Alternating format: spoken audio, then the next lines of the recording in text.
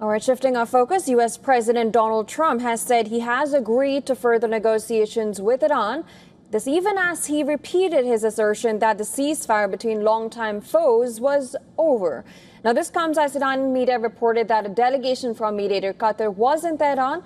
The Iranian state TV has cited the foreign ministry spokesperson who said that Iran did not request negotiations with U.S. but accepted the Qatari mediator's trip to Iran.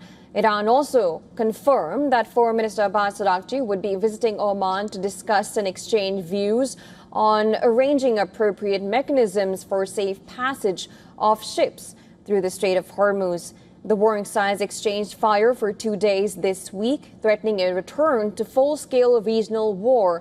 Although no fresh attacks were reported on Friday, as regional mediators attempted to salvage diplomatic efforts to permanently end the war. In a post on Truth Social, Trump said that the United States is ready to continue negotiations with Iran. However, he also made it clear that the ceasefire agreement between the two countries is over. Now, delegations from U.S. and Iran have held one round of direct talks in Switzerland since the signature of their Memorandum of Understanding, as well as indirect negotiations in Qatar, but there has been no sign of diplomatic progress since then. Meanwhile, an Axios report said that Trump administration is demanding Iran to issue a public statement acknowledging the Strait of Hormuz remains open. The report read that U.S. seeks a commitment from Iran to stop firing on commercial ships. And a separate Axios report claimed that another round of negotiations between U.S. and Iran is expected next week, possibly in Switzerland. On the other hand, Iran's top negotiator, Mohammad Bagher Ghalibaf, has asserted that conflict with the U.S. would not end with Iran's surrender. According to Iranian media, Ghalibaf added that Iran was fully prepared to defend itself if Americans betrayed the understanding.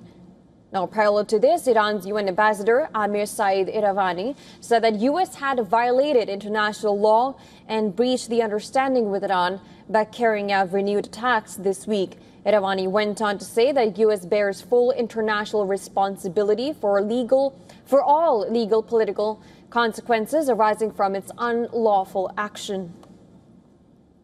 The United States has once again violated its obligation by launching and continuing large-scale military attacks against Iran's sovereignty and territorial integrity, including attacks on installations in the southern cities of Iran and several Iranian islands in the Persian Gulf on 7th and 8th of July. These renewed attacks constitute another flagrant violation of Article 2 of the Charter and material breach of the Paragraph 1 of the Islamabad Memorandum of Understanding, under which the United States expressly committed to cease all military actions against Iran and to refrain from the threat or use of force.